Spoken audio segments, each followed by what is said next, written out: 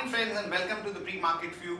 We've seen weakness across most of the global markets over the weekend. Dow was down about 0.11%. However, we've seen some uptick in S&P and Nasdaq. European markets were down anywhere from 0.25 to almost about 0.75%. And when we look at the Asian markets today morning, only Nikkei is showing marginal uptick, but the rest of the markets like Nikkei, Shanghai, they are down about 1%. SGX Nifty is suggesting that we are going to have almost a flattish kind of a start.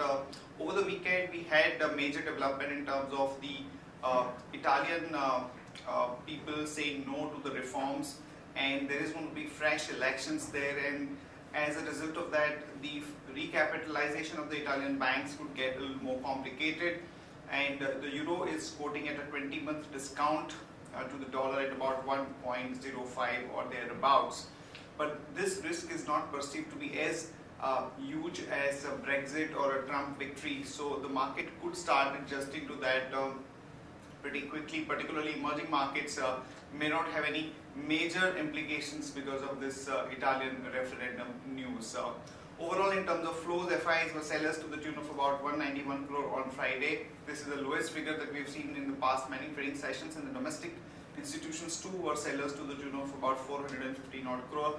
Our markets actually corrected quite sharply on Friday, and overall sentiment continues to be weak, and the flows also are not looking that great. So one should be prepared to see some more weakness with a little bit of downward tone, at least in the next couple of days. On that note, let me invite our F&O expert to take you through important F&O cues and ideas that we can have from the derivative side.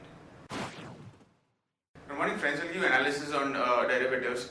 In Friday's trading session, taking negative cues from the international markets, our market reacted on the similar note and opened up with a gap down of around 30-40 odd points. And then it continued to inch lower, making new intraday low, wiping off all of its gains, which it always able to gain in last 2 to 3 trading sessions. It wiped out most of its gains, and in Friday's trading session, we saw Nifty closing with a loss of 1.12%, settling at 810, 8.90. On the open interest terms, we have seen an unwinding of around 2 odd percentage, while on the absolute terms, around 2.88 lakh shares were added in the open interest.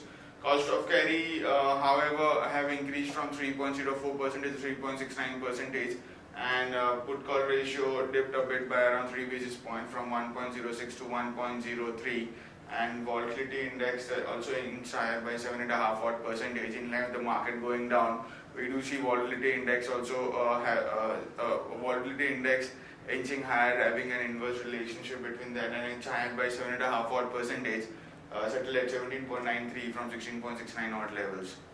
On the option side note, we have seen an addition 8,200 call option, which is now and majority of the addition which was seen 8,200 was on the shorter side. We have seen an addition of around 20 odd percentage into it, while 8,300, 8,400 call option have seen an unwinding of around 5% and 3% respectively. On the put side, we have seen a constant unwinding in most of the strike price, being an at the money or out of the money strike price put option. Right from 8,100 to 7,900 put option, all have seen an unwinding ranging from 3 to 9% respectively. So all in all, seeing a downfall in Friday's trade market, put writers have covered their short positions, and however 8,000 level, 8,000 has significant amount of open interest into it, with around 76 lakh shares into it, which is very huge, and breaking 8,000 levels for this expiry. Plus or minus 40-50 odd points on the closing basis, there's a very big task for the bears to do that, and if it's able to sustain, then we can see a very severe downfall. But we see, since there is a significant amount of open interest which got developed in 8,000 put option, we feel that there is a lot of support around that level in the coming trading session. There are no securities in band period for today's trade. On the FIS front, in index futures, they were net biased by 243 odd crores, index options net biased by 398 odd crores, while stock futures net sellers were 615 odd crores, and stock options net biased by 2 crores only. On the market level, our FIDES wave stands at 8175 with a lower range at 8,000, which is a very strong put base and very strong support. and high range at 8175. SGX Nifty is trading negative, it's down by 8 to 9 odd points and quoting anywhere around 8105, indicating some kind of a negative opening can be expected in the morning trade. That's it from derivatives. Thank you.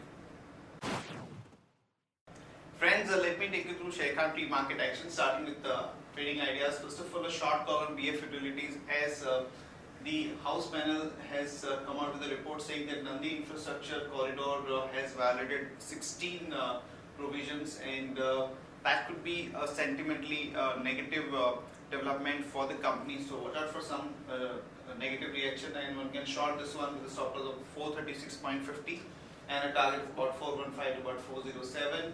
Euro has fallen to a 20-month low against the dollar following the Italian referendum results and the resignation by its PM. GST Council fails to break deadlock with the dual control and to meet again on December 10th and 11th. IDFC Alternatives targets majority stake in GTL Infrastructure. Aditya Birla Retail loss widens to about 650 crore in FY16. Peninsula Land has decided to sell land worth 150 acres to reduce its debt. MGL has carried out a price hike of 85 paisa per kg. Even IGL has taken a price hike of rupees 1.85 per kg. So watch out for some positive action in these two stocks. The government is planning to sell about 15% stake in from MMTC in the current fiscal, as per the chairman and managing director of the company. Trading in Rico India shares to be suspended from December 13th. Zydus Cadila can launch ulcer drug in US. The patent litigation has been settled. Bharat Forge completes acquisition of US-based Walker Forge Tennis. India's sugar production has gone up by 17% and 27.41 lakh tons during the first 2 months of the current marketing year on the back of higher output in Uttar Pradesh. And this, along with the slowdown in lifting of the sugar from the mills, has led to drop in the sugar prices across the country, which is sentimentally negative for the sugar sector. So watch out for some negative reaction on the sugar companies.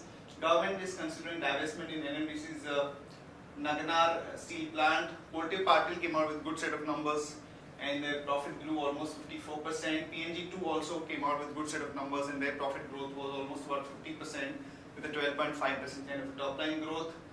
The companies which would be announcing numbers today: Colgate Palmolive, we are looking at a net profit of 133 crore. Watch out for the growth in the volume for the company. Here is a list of stocks with positive and negative bias. Stocks with positive bias are BEML, Tata Elxsi, and Eicher Motors. Stocks with negative bias are Granules India, CH Limited, and Hindustan Unilever. Here are the top investment bets which will be flashed on ET now around 9:30. The stocks are Reliance Industries, Chambal Fertilizers, Manpasand Beverages, Info Edge, and Umbrella Holidays. That's it from all of us, friends. Have a good trading session and see you tomorrow at the same time.